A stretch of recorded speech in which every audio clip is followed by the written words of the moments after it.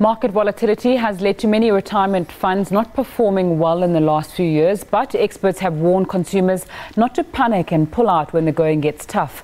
They've called on consumers to rather diversify and opt for other investments to augment their retirement funds.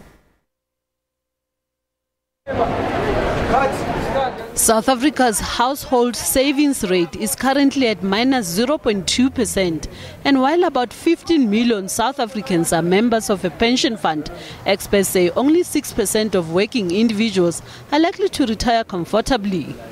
Often people think there's a lot of money in pension funds, but when you break it down to the people in it, often the money that each individual in the pension or provident fund has is not enough to cater for them when they get to retirement, and invariably they have to augment it either with a retirement annuity or to make ad hoc voluntary additional investments into their own pension or provident fund. So the normal deductions from a member or from the employee is often not enough to cater for what the retiree would need when they get to retirement.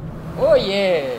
These elderly people say proper financial planning has helped them to retire comfortably, and they have some tips on how to ensure that you have sufficient money for retirement. I used to tell them in the hospital, I don't want to be a victim of retirement. I don't want, and I'm not a victim of retirement. You start from A. You don't say, no, when I'm 20 years, I'll start to open a bank book. At 18, if you are allowed, you start to bank. I started there was no money, in the previous government. We didn't get much, but I manage all what I wanted to do with the aim of not to be a victim of retirement. The younger they start saving, the compound interest on that saving works in their favor for when they actually retire. The thing is that when they increase in salary or when they go from to another job that pays a bigger salary, then they ought to increase their savings. So I don't know how much of their salary they should put away in savings, whether it's 5% or whether it's 10%. Then they should stick to that and then continue with 10% of their salary when it increases. Most commercial companies can't pay anything like a good pension. And so many youngsters change from one job to another job. They feel that they'll do better somewhere else. And they get paid out a few thousand rands and they think, oh, that's great.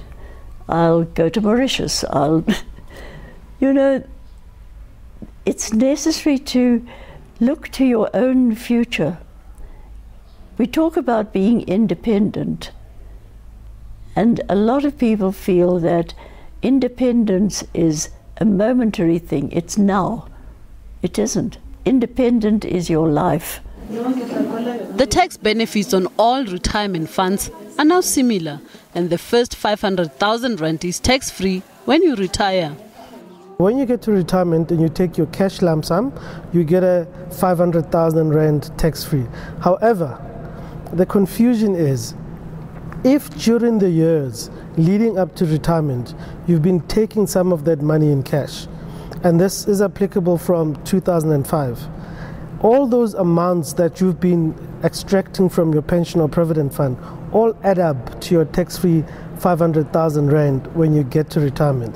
So it's not automatic that when you get to retirement, the first 500,000 rand that you withdraw from your pension or provident fund or retirement annuity will be tax-free. About 2/3 of working individuals do not preserve their pension funds when they change jobs. Experts have warned consumers against cashing out their pension funds, saying you will retire with 40% less money. They've called on consumers to make retirement goals and stick to them, and also decide what type of lifestyle and income they want when they retire. If you take, for example, a 25-year-old, and if they've been working for 10 years and they're now 35, they decide to change jobs. So they've accumulated 10 years worth of savings. If they decide to now cash out that 10 years of savings, when they retire, it's it's going to take them 12 years to use up that income. In other words, they will retire with at least 40% less money than if they left it there and preserve that money. Is it okay? Many government employees have resigned from their jobs over the last few years, thinking that government was going to nationalize their pension funds.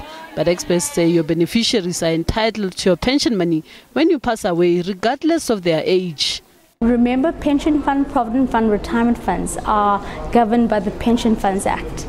And if you pass away in any one of those retirement funds, your beneficiaries are entitled to those proceeds. There are trustees looking after that, and they will ensure that your beneficiaries are taken care of. I think there's a lot of alarmists that are out in the market that are making people panic, wanting to take their money out now and run offshore. I don't think that's the route that people should be going. You're incurring unnecessary tax, you're incurring, you're basically crystallizing the losses that you've made in the market. I mean, the market has gone absolutely nowhere in the last 4 years.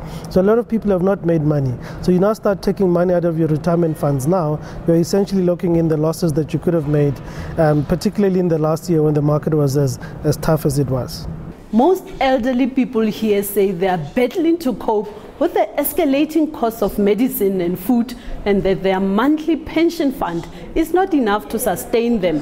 They've called on young people to start saving at a young age so that they can benefit from compound interest. Naledi Matlapeng, SABC News, Johannesburg.